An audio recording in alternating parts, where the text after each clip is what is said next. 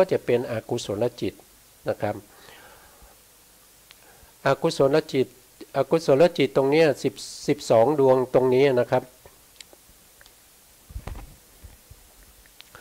ก็จะสามารถเกิดได้ในทวารที่เป็นจักขุทวารก็ได้นะครับโสตทวารชิวหาทวารกายทวารเกิดได้หมดทุกทวารนะครับทุกทวารเลยนะอันนี้ก็คืออกุศลจิต12นะครับก็จะได้12ดวงนะครับเรากำลังคิดหาตรงนี้อยู่นะเรากำลังคิดหาจักขุทวารวิถีที่จิตสามารถเกิดได้46ตรงนี้นะครับเรากำลังคิดถึงตรงนี้อยู่ตอนนี้เราได้อกุศลจิต12มาแล้วนะแล้วก็ได้จักขุวิญญาณอีก2นะครับจักขุวิญญาณอีก2โสตวิญญาณไม่ได้นะคานาวิญญาณก็ไม่ได้ชิวหาวิญญาณก็ไม่ได้กายวิญญาณก็ไม่ได้จะมาได้ตรงที่เป็นสัมปติชนะจิต2นะครับสันติละนะจิต2ปัญจทวาราวชนะจิต1มโนทวาราวชนะจิต1หสิตุปาทจิตอีก1มหากุศลจิต8แล้วก็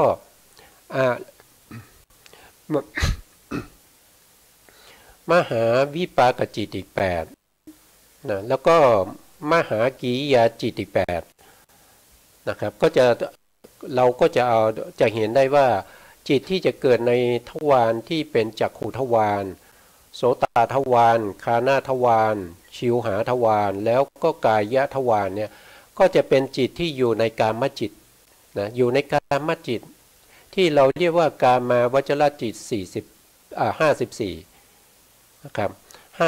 54เพราะฉะนั้นถ้าพูดถึงจักขุทวารวิถี46เนี่ยนั่นก็แสดงว่าเราลบเอาโสตวิญญาณจิต2คานาวิญญาณจิต2ชิวหาวิญญาณจิต2กายวิญญาณจิต2ลบออกไปอยู่8ดวงนี้พอ8ดวงนี้ไปลบ54ก็จะเหลือ46นะครับก็จะเหลือ46เพราะว่า54ลบ8ดวงที่ผมว่านะครับก็คือโสตะนะครับโสตวิญญาณ2คานาวิญญาณ2ชิวหาวิญญาณ2กายวิญญาณ2เอาไปลบก็จะเหลือ46นะครับจิต46ดวงนี้สามารถที่จะเกิดในจักขุทวารได้ก็จะได้มาโดยลักษณะนี้ต่อไปก็คือโสตทวารวิถีจิตก็มีจิตเกิดได้46นะจิตที่เกิดได้46ก็จะอยู่ในกามจิตเหมือนเดิมอยู่ในกามจิตเหมือนเดิมเพียงแต่ว่า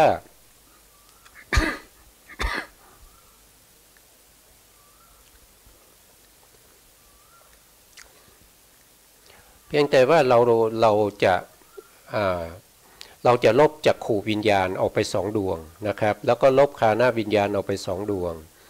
ลบชิวหาวิญญาณออกไป2ดวงแล้วก็กายวิญญาณออกไป2ดวงรวมแล้วก็จะเป็น8ดวงนะครับ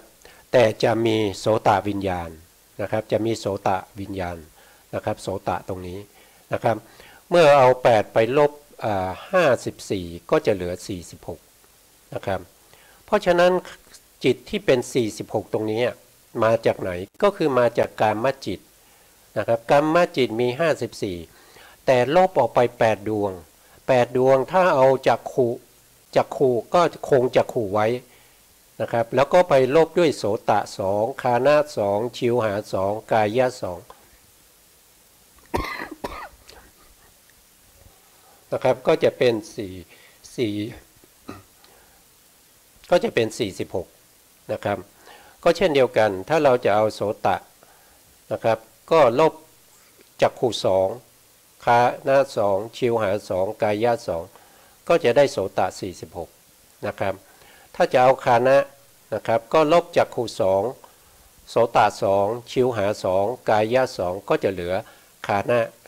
46นะครับถ้าจะเอาชิวหานะครับชิวหา46ก็ลบจักขุออกไป2นะครับโสตะไป2คานะไป2แล้วก็กายะไป2ก็จะเหลือชิวหา46นะครับแต่ถ้า จะเอากายะ46ก็คืออะไรก็คือการที่เราลบจักขุออกไป2ดวงโสตาออกไป2ดวงคานะออกไป2ดวงชิวหาออกไป2ดวงเพราะฉะนั้นก็จะเหลือกายะ46นะครับกายะ46หรือว่าจักขุโสตคานะชิวหากายะทั้งหมด46นี้นะครับเขาเกิดใน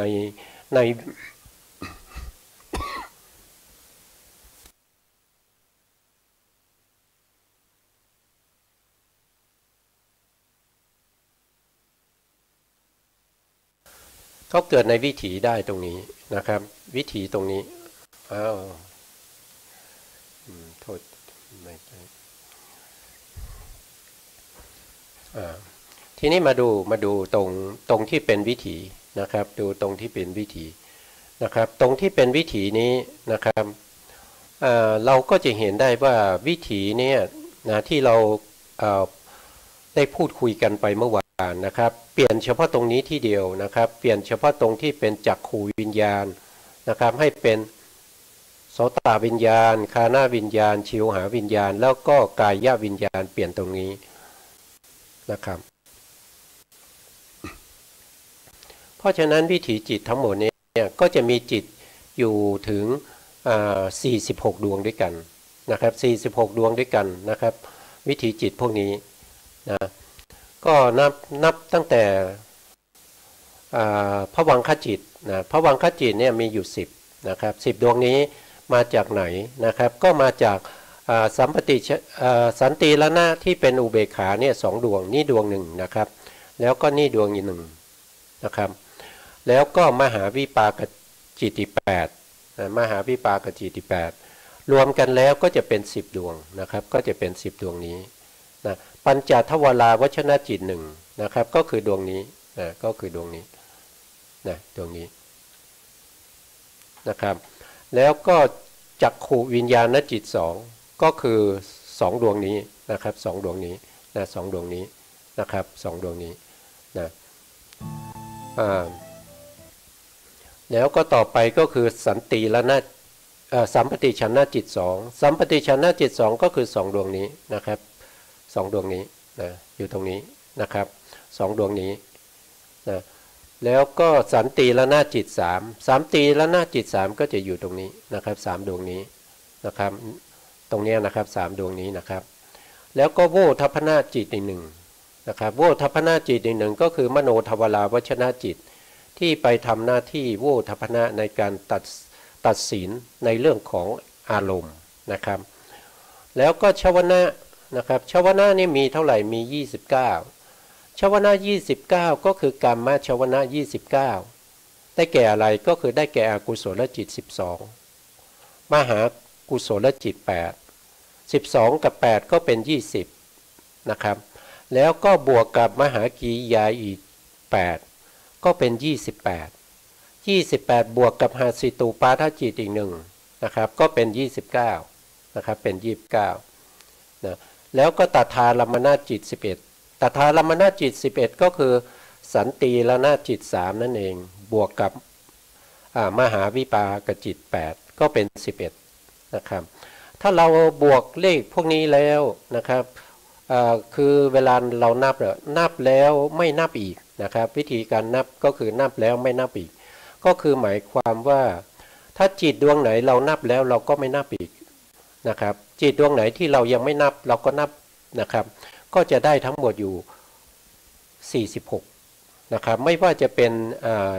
จักขุทวารวิถีนะครับโสตทวารวิถีคานะทวารวิถีชิวหาทวารวิถีกายะทวารวิถีก็จะได้เท่ากันหมดก็คือ46ดวงนั่นเองนะครับอันนี้ก็เป็นที่มาของจิตประเภทที่เขาเรียกว่าเป็นปัญจทวารวิถีนะครับในของแต่ละวิถีก็จะมีจิตเกิดได้อยู่46ดวงด้วยกันนะครับก็มีหมายเหตุกามจิต29เขาก็บอกเป็นอกุศลจิต12หาสิตุปาทจิต1มหากุศลจิต8มหากิริยาจิต8นะครับอยู่ที่ไหนผมก็ได้อธิบายไปแล้วว่าตรงนี้นี่ก็คืออกุศลจิต12นะครับหาสิตุปาทจิตก็อยู่ตรงนี้1ดวงมหากุศลก็คือตรงนี้มหากิริยาก็จะอยู่ตรงนี้ นะครับอันนี้ก็เป็นวิถีนะครับเป็นวิถีที่เกิดทางปัญจทวารนะครับปัญจทวารทีนี้เราก็มาดูนะครับที่ตรงนี้เขาบอกว่าการจำแนกชวนะ29โดยบุคคล8นะครับบุคคล8เนี่ยไม่เคยพูดไปแล้วยังไม่รู้นะครับถ้ายังไม่เคยพูดก็จะพูดอีกครั้งหนึ่งนะครับถ้าเคยพูดก็จะพูดนะครับบุคคล8ก็คือได้แก่ใครก็คือได้แก่1คือทุกขติบุคคลนะครับทุกขติบุคคลก็คือบุคคลที่เขาเกิดอยู่ในอบายภูมินะครับอบายภูมิ4เรียกว่าทุกขติบุคคลนะครับ2ก็จะเรียกว่าสุขติอาเหตุกะบุคคลสุขติอาเหตุกะบุคคลก็คือใครก็คือบุคคลที่ได้มาเกิดเป็นมนุษย์เกิดเป็นเทวดาชั้นต่ำที่พิกลพิการนะครับไม่สมประกอบ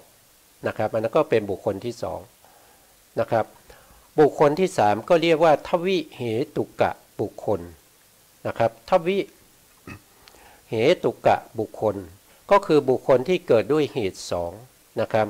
เวลาเกิดขึ้นเวลาปฏิสนธิจิตทำงานเกิดขึ้นในภพหนึ่งเป็นครั้งแรกนะครับจิตของบุคคลนั้นที่เป็นปฏิสนธิจิตนั้นมีเหตุประกอบอยู่แค่2เหตุเท่านั้นเองนะครับ2เหตุก็คืออะไรเหตุก็คืออโลภาเหตุกับอโทสาเหตุนะครับมีอยู่2เหตุนะครับก็เรียกว่าเป็นทวินะครับทวิก็แปลว่า2ทวิเหตุกะบุคคลก็คือบุคคลที่เกิดมาประกอบด้วยเหตุ2เหตุ2ก็คืออโลภาเหตุอโทสาเหตุนะครับอันนี้เรียกว่าเป็นทวิเหตุกะบุคคลก็ได้3บุคคลนะครับบุคคลที่1ทวนอีกครั้งนะบุคคลที่1ก็คือทุกขติเหตุกะบุคคลบุคคลนี้เกิดด้วยอุเบกขาสันติละนะอกุศลวิบากนะครับเกิดขึ้นมาไม่มีเหตุประกอบเลยนะครับไม่ว่าจะเป็นโลภะเหตุโทสะเหตุโมหะเหตุอโลภะเหตุอโทสะเหตุโมหะเหตุเขาจะไม่มีเหตุประกอบเลยนะครับก็เรียกว่า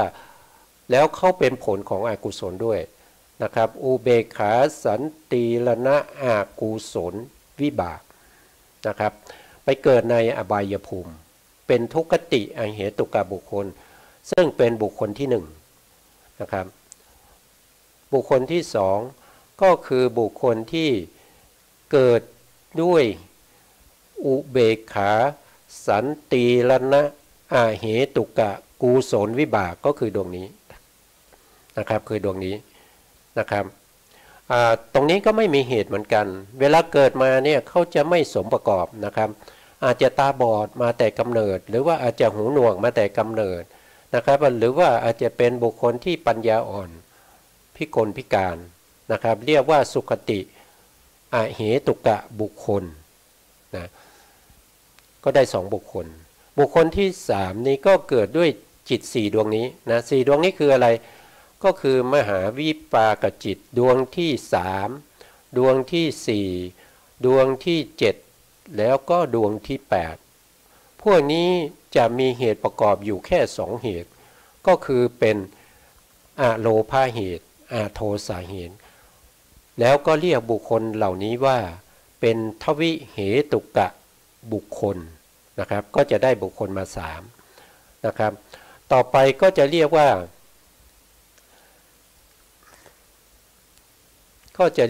เป็นติเหตุกะปุตุชนนะครับติเหตุกะปุตุชนก็คือบุคคลที่เกิดด้วย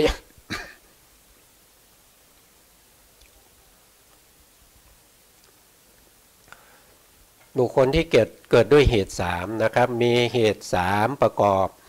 นะครับก็คือมหาวิบากดวงที่1ดวงที่2ดวงที่5แล้วก็ดวงที่6นะครับมีเหตุ3ก็คืออโลภาเหตุอโทสาเหตุอโมหะเหตุเรียกว่าติเหตุกะปุตุชนนะครับก็จะเป็นบุคคลที่4นะครับก็จะเป็นบุคคลถ้าดูตามในคู่มือนะครับเราก็จะเห็นตรงนี้นะครับจำแนกบุคคลโดยชวนะ ชวนะ29โดยบุคคล8มีดังนี้นะครับหนึ่งก็คือทุกขติเหตุกับบุคคลนะครับมีอยู่หนึ่งก็คือบุคคลที่เกิดในอบายภูมิ4เรียกว่าบุคคลเดียวก็เป็นทุกขติเหตุกับบุคคลนะครับสองก็คือสุขติเหตุกับบุคคลก็คือบุคคลที่เกิดมาแล้วไม่สมประกอบนะครับมีอยู่2ภูมิคือมนุษยภูมิเกิดในมนุษยภูมิกับเกิดในเทวดาชั้นต่ำคือเทวดาประเภทที่อยู่ตามพื้นแผ่นดินเรียกว่าภูมิมัฏฐเทวดาเรียกว่าลูกคทะเทวดาที่เกิดอยู่แถวโคนไม้นะครับอยู่บนต้นไม้นะอาศัยต้นไม้เกิดนะครับก็จะมี2บุคคลแต่2บุคคลนี้จะเป็นสุขติอเหตุกะบุคคลนะครับก็จะเป็นบุคคลเดียวกันนะครับก็จะเรียกว่าสุขติอเหตุกะบุคคลส่วนบุคคลที่3เรียกว่าทวิเหตุกะบุคคลนี้ก็คือเกิดด้วยมหาวิบากที่เป็นที่มีเหตุ2นะครับไม่มีเหตุ3มีเหตุ2ก็คือมหาวิบากดวงที่3กับดวงที่4แล้วก็ดวงที่7กับดวงที่8นะครับ4ดวงนี้เกิดมาเป็นทวิเหตุกะบุคคลนะครับแล้วก็ติเหตุกะบุคคลก็คือเกิดด้วยมหาวิบากที่เป็นที่มีเหตุ3นะครับมีโลภะเหตุโทสะเหตุแล้วก็โมหะเหตุนะครับก็คือมหาวิบากดวงที่1ดวงที่2ดวงที่5แล้วก็ดวงที่6นะครับก็จะเป็นบุคคลที่เป็นปุถุชนนี้ก็จะมีอยู่4นะครับก็จะมีอยู่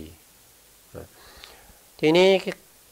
ว่าโดยบุคคล8ก็ยังไม่ครบนะครับทีนี้เราไปดูต่อนะครับไปดูต่อ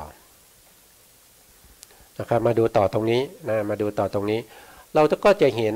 บุคคลที่1ก็คือโส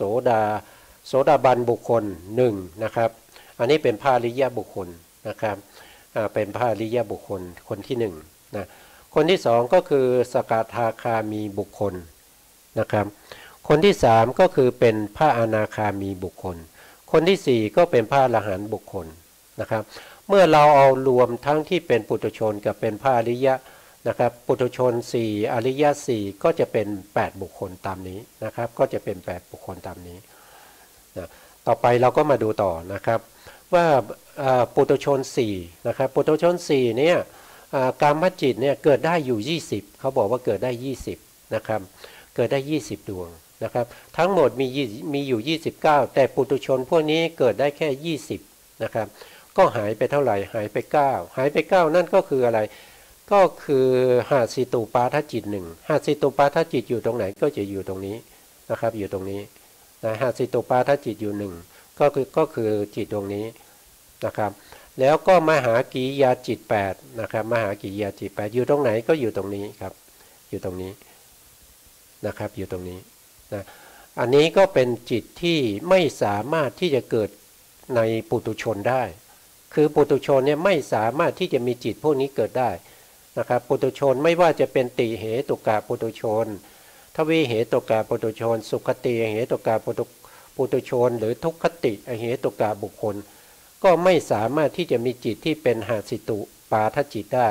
ไม่สามารถที่จะมีกิริยาจิตทั้ง8ได้นะครับทีนี้ก็ไปดูต่อนะครับไปดูต่อทีนี้พระอริยบุคคลมีอ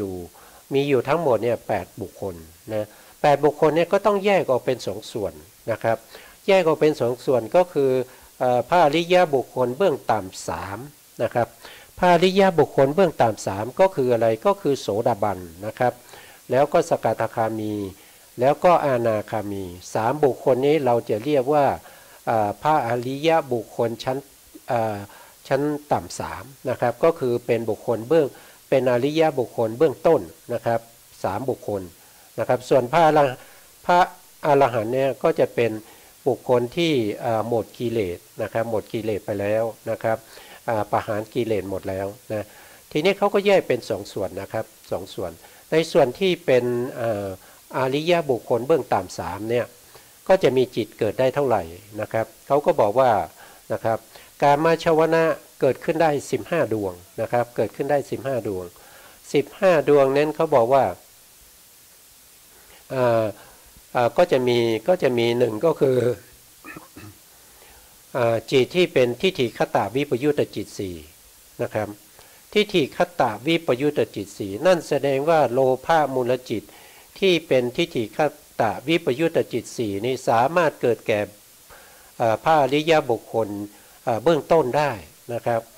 เกิดกับโสดาบันก็ได้เกิดกับสกทาคามีก็ได้เกิดกับอนาคามีก็ได้นะครับเป็นทิฏฐินะครับเป็นทิฏฐิคตวิปยุตทิฏฐินี้แปลว่าความเห็นผิดนะครับวิปยุตก็คือไม่ประกอบนะครับจิตที่ไม่ประกอบด้วยทิฏฐินะครับไม่ประกอบด้วยความเห็นผิดอยู่ตรงไหนก็จะอยู่ตรงนี้นะครับก็จะเป็นดวงโลภะมูลจิตดวงที่3นะครับดวงที่4นะครับแล้วก็ดวงที่7นะครับแล้วก็ดวงที่8 4ดวงนี้นะครับจะเป็นทิฏฐิคตวิปยุตตจิต4จะมีในพระอริยบุคคลเบื้องต่ำ3ด้วยนะก็จะได้นิมิต4นะครับก็คือตรงนี้นะครับแล้วก็โทสะมูลจิต2โทสะมูลจิต2นะครับโทสะมูลจิต2อุทธัจจะสัมปยุตตจิต1มหากุศลจิต8นะครับมหากุศลจิต8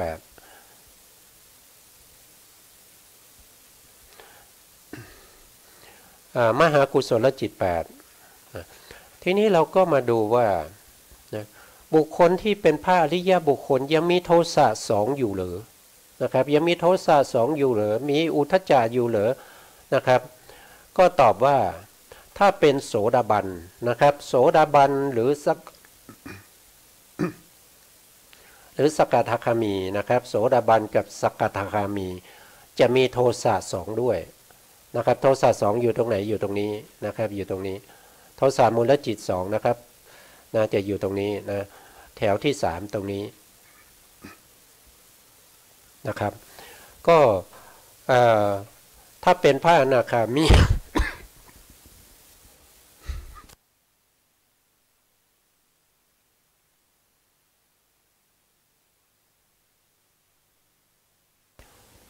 ถ้าเป็นพระอนาคามีก็จะไม่มีโทสะนะครับถ้าเป็นพระอนาคามีก็จะไม่มีโทสะแต่พระอนาคามีก็ยังมีกามชวนะอยู่13นะครับ13ก็คือทิฏฐิคตวิปยุตตจิตทิฏฐิคตวิปยุตตจิต4นะครับทิฏฐิคตวิปยุตตจิต4อุทธัจจะสัมปยุตตจิต1มหากุศลจิต8นะครับอันนี้เป็นของพระอนาคามีนั่นแสดงว่า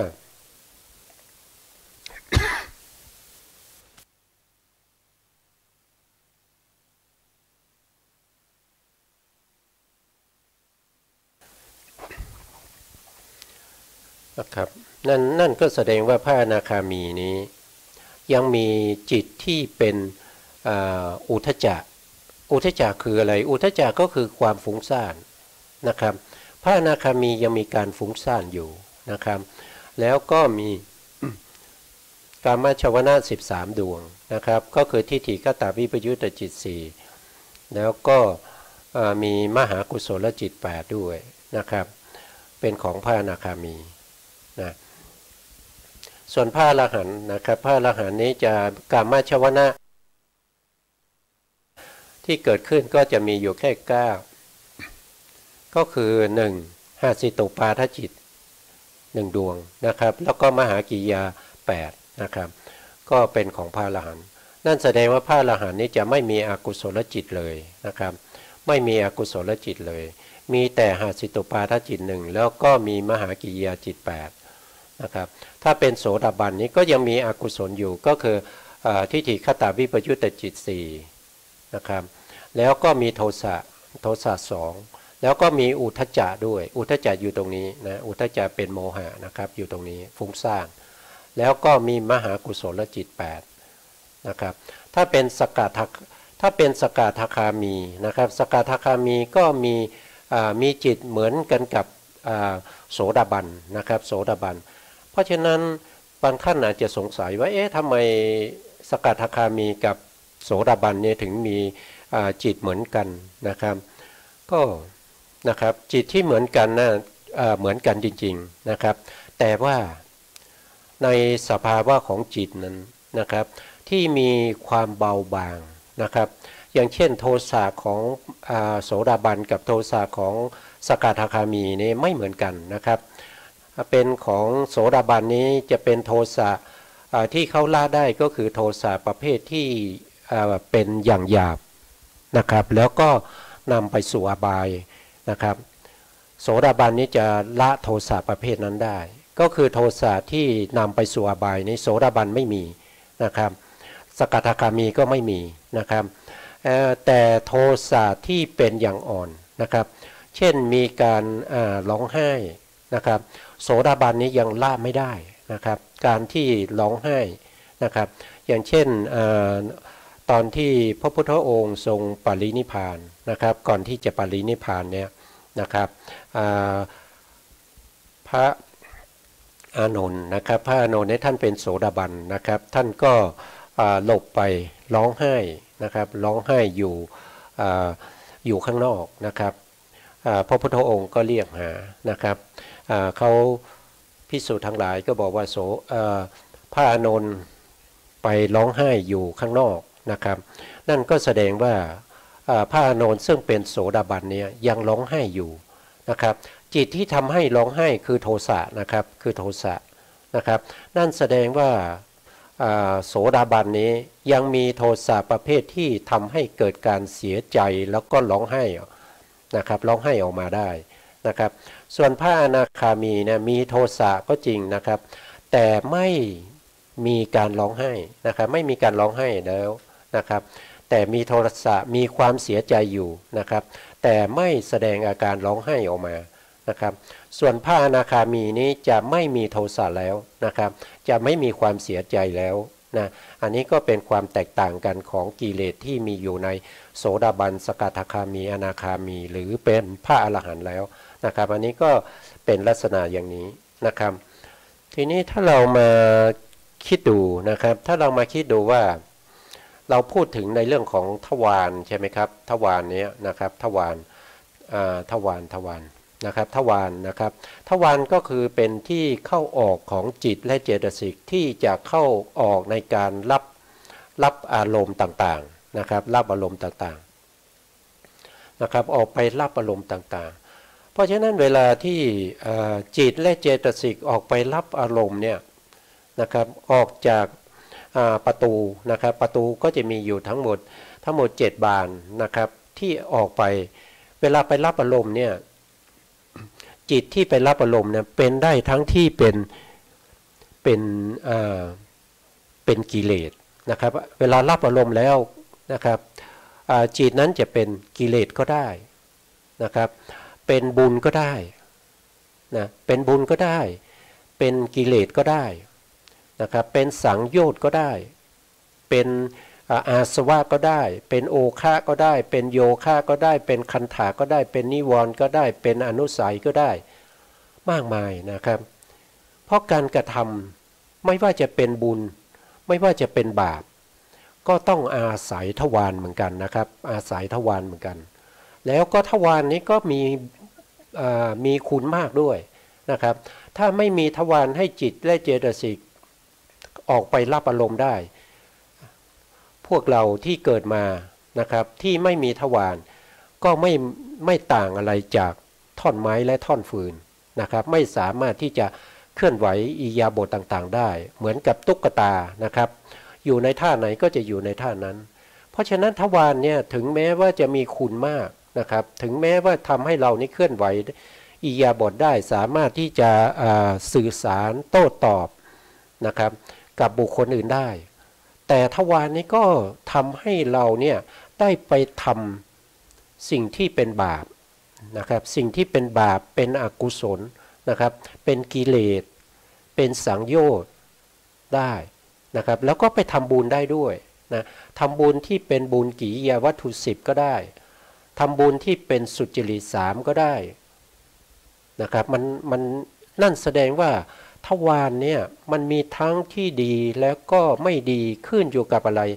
ก็ขึ้นอยู่กับพวกที่เป็นวิถีจิตนะครับขึ้นอยู่กับพวกที่เป็นวิถีจิตตรงนี้นะครับเนี่ย ปัญจทวารวิถีตรงนี้นะครับที่เนี่ยนะครับขึ้นอยู่ตรงนี้นะครับตรงนี้คืออะไรก็คือโวทัพพนะในโวทัพพนะเนี่ยก็จะมีเจตสิกอยู่มีเจตสิกที่เราเรียกว่าเป็นมนสิการเจตสิกก็คือดวงนี้นะก็คือดวงนี้จะทำหน้าที่ในการที่จะพิจารณาอารมณ์โดยแยบคายหรือไม่แยบคายขึ้นอยู่กับมนสิการเจตสิกตรงนี้มนสิการเจตสิกดวงนี้จะเกิดอยู่ในจิตที่ทำหน้าที่โวทัพพนะจิตที่ทำหน้าที่โวทัพพนะก็คือดวงไหนก็คือดวงนี้นะครับก็คือมโนทวาราวชนะจิตนี้มีเจตสิกอยู่ข้างในหนึ่งดวงก็คือมนสิการเจตสิกนะครับมนสิการเจตสิกนี้จะทำการพิจารณาโดยแยบคายได้จะต้องเป็นบุคคลที่มีการได้ยินได้ฟัง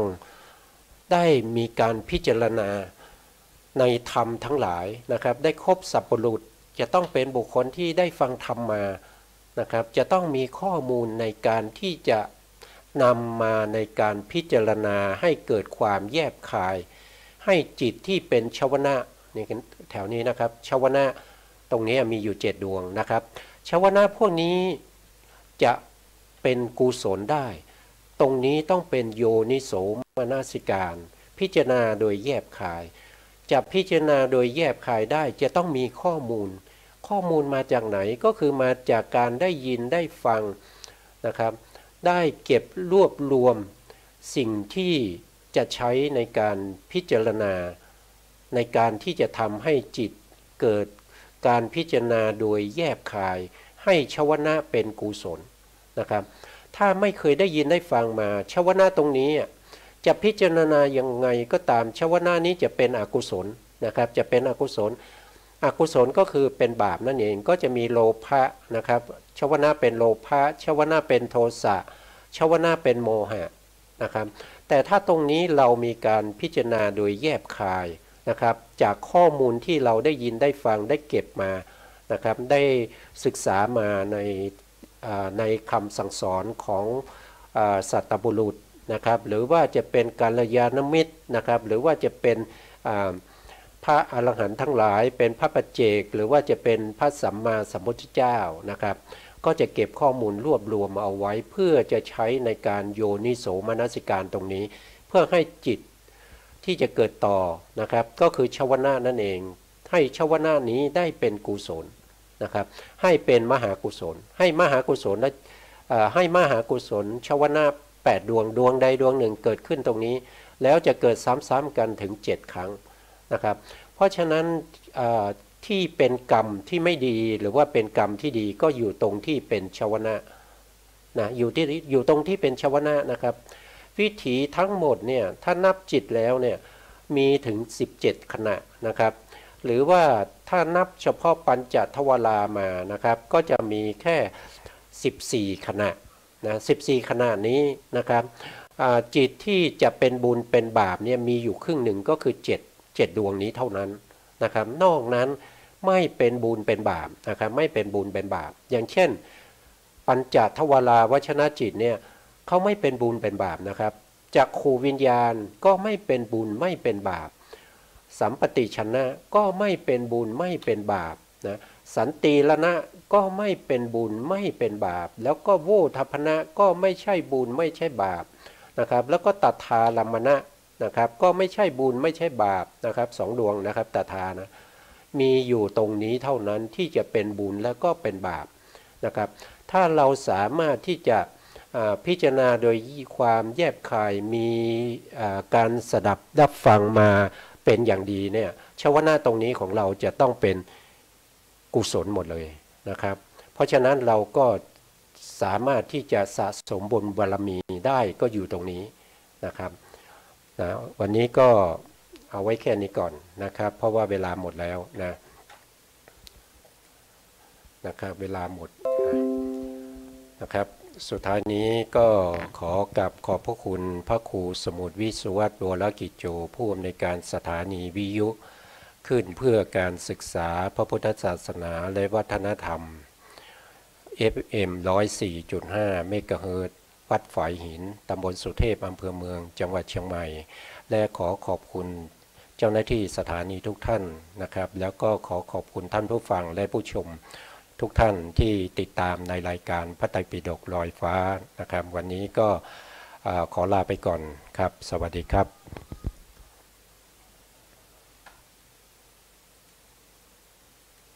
กัมมุนา